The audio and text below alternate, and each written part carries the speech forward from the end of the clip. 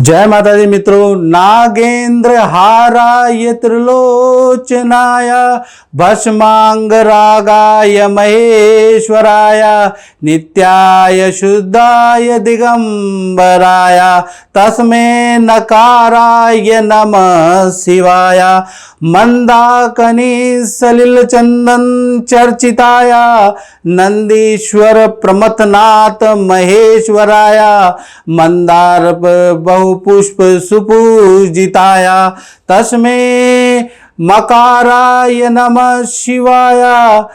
मित्रों, इस कार्यक्रम में हम चर्चा करने वाले हैं कि श्रावण मास कब से कब रहेगा, कब से कब तक है, साथ ही साथ कितने सोमवार इस मास में आने वाले हैं और कावड़ यात्रा कब से शुरू है, कब खत्म होगी, कैसे 4 सोमवार में पूजा पाठ करनी चाहिए, इस बारे में इस कार्यक्रम में हम डिटेल में चर्चा करेंगे। सबसे पहले स्कंद पुराण के अनुसार या शिव पुराण के अनुसार देखा जाए, श्रावण मास में पूजा पाठ करना, व्रत करने का अति विशेष लाभ होता है। यानी शिव जी की पूजा करना अति विशेष कर लाभदायक होती है स्कंद पुराण के अनुसार। साथ ही साथ ये भी मित्रों मान्यता है कि शिव जी का ये अति प्रिय मास है और माता पार्वती ने जब तप किया था उस तप से प्रसन्न होकर ऐसी भी कहावत है कि श्रावण मास में ही उनको पत्नी स्वरूप शिव भगवान ने प्रसन्न किया था।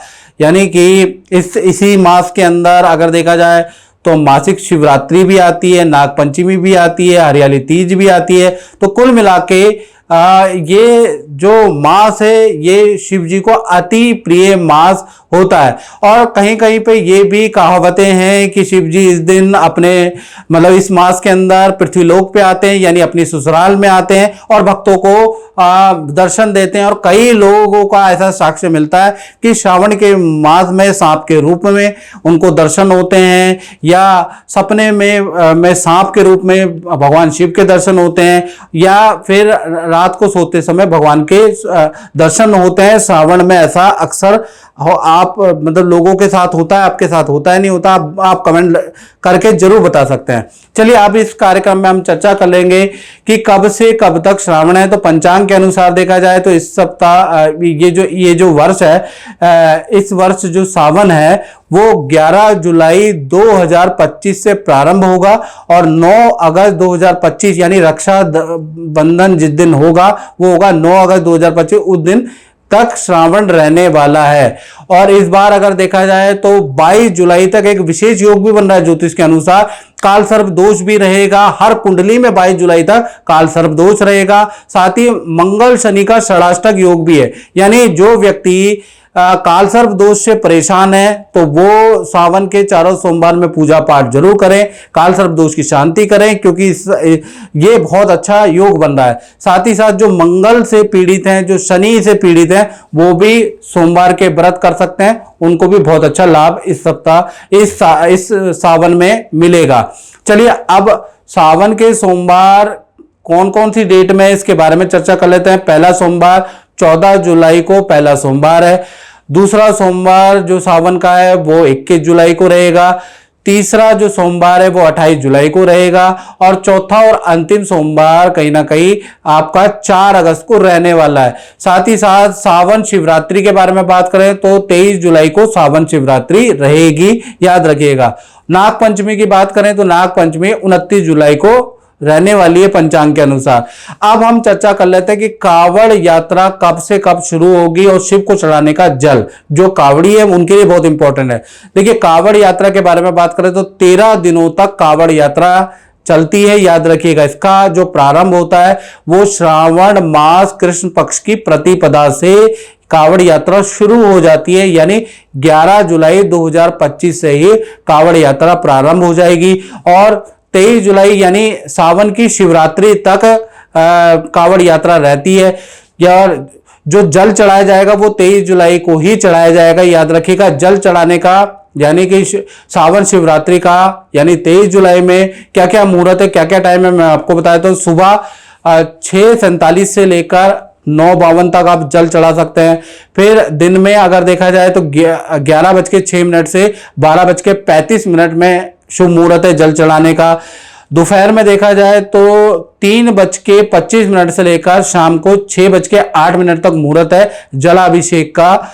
और कहीं ना कहीं देखा जाए तो रात में 8:54 से 12:01 तक जलाभिषेक का मुहूर्त है। तो इस बार 4-4, 5-5 मुहूर्त मिल रहे हैं और अच्छा मुहूर्त मिल रहा है। उसमें आप शिव जी को जो कावड़ से जल लेके आए हैं वो चढ़ा सकते हैं। अब मित्रों हम चर्चा कर लेते हैं कि कैसे सावन के चारों सोमवार में पूजा पाठ करनी चाहिए, उसके बारे में चर्चा कर लेते हैं। तो चारों सोमवार में जो गृहिणियां या कुंवारियां व्रत रखती हैं वो दाम्पत्य जीवन के लिए, दाम्पत्य सुख पाने के लिए या फिर कालसर्प योग की शांति के लिए भी किया जा सकता है।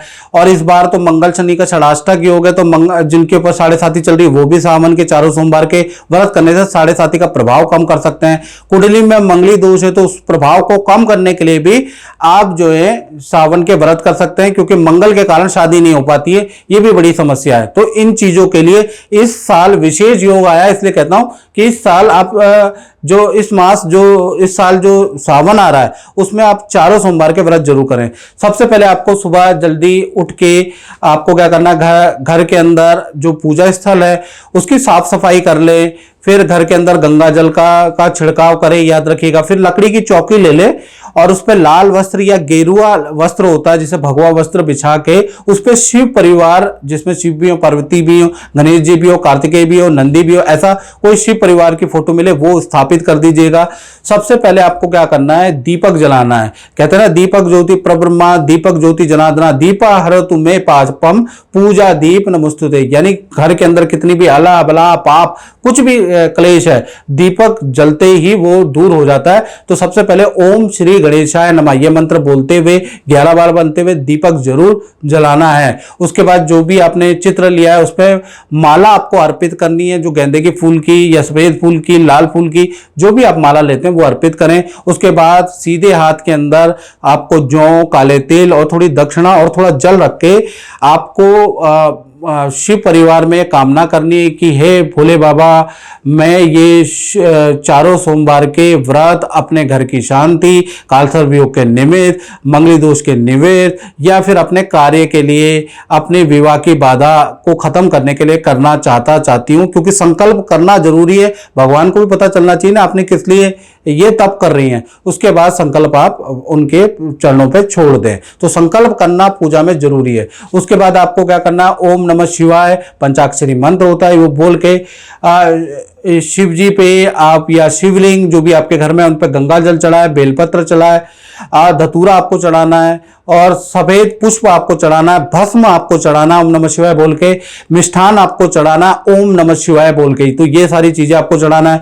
फिर दूसरा मंत्र ओम पाम पद्मावती भ्यो नमः, यानी कि ओम पाम पार्वती भ्यो नमः ये मंत्र है। ओम पाम पार्वती भ्यो नमः ये मंत्र बोलते हुए पार्वती पे 16 श्रृंगार आपको चढ़ाना है और इत्र चढ़ाना है। यदि दाम्पत्य सुख की कामना, पारिवारिक सुख की कामना आप चाहते हैं तो पार्वती जी की भी पूजा आपको सोमवार में करनी आवश्यक है। साथ ही साथ उसके बाद आपको शिव चालीसा का पाठ करना है। हाथ जोड़ के परिवार की, अपने दाम्पत्य जीवन की आपको या अपने काम की आपको प्रार्थना करनी है। उसके बाद संपूर्ण दिन आपको व्रत रखना है। सोमवार को नमक का सेवन नहीं करना है, याद रखिएगा। और शाम या रात के समय पे आपको, खासकर शाम के समय पे आपको सावन सोमवार व्रत कथा आती है उसको पढ़ना है। उसके बाद आपको आरती करनी है, शिव जी की खीर का भोग आपको लगाना है। तो इस प्रकार से आप 4 सोमवार के व्रत कर सकते हैं। पार्वती की पूजा भी आप करेंगे। यदि आप दाम्पत्य सुख, विवाह सुख चाहते हैं या पारिवारिक सुख चाहते हैं तो पार्वती जी को भी 16 श्रृंगार और इत्र चढ़ाएं। और उनका मंत्र है ओम पाम पार्वती भ्यो नमः, याद रखिएगा। तो ये मंत्र का आपको जरूर करना है। उसके बाद आपको सावन में क्या करना है, क्या नहीं करना है, याद रखिएगा। सबसे पहले क्या नहीं करना है सावन में, ये याद रखिएगा। नमक व्रत करते हैं तो नमक नहीं खाना है, चाहे सेंधा नमक हो, बिल्कुल नहीं खाना है, याद रखिएगा। दूसरा, आपको इस समय पे बालों में, क्योंकि उस दिन नहाना भी है, तो शैम्पू नहीं लगाना है, याद रखिएगा। शैम्पू सावन का आपको परहेज करना है।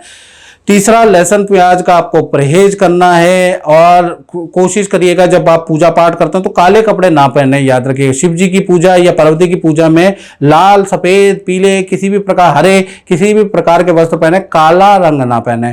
साथ ही साथ नाखून और बाल नहीं काटने उस दिन, याद रखिएगा। क्या आपको करना है उस दिन? आपको ब्रह्मचर्य का पालन करना है, याद रखिएगा। पति पत्नी है तो भी ब्रह्मचर्य का पालन करें और फलाहार आपको लेना है, याद रखिएगा। और कोशिश करें कि एक बार मंदिर में सिद्ध, जो आपके अगल बगल में मंदिर है शिव जी के, वहां पर एक बार दर्शन करके आए, ये आप जरूर करिए।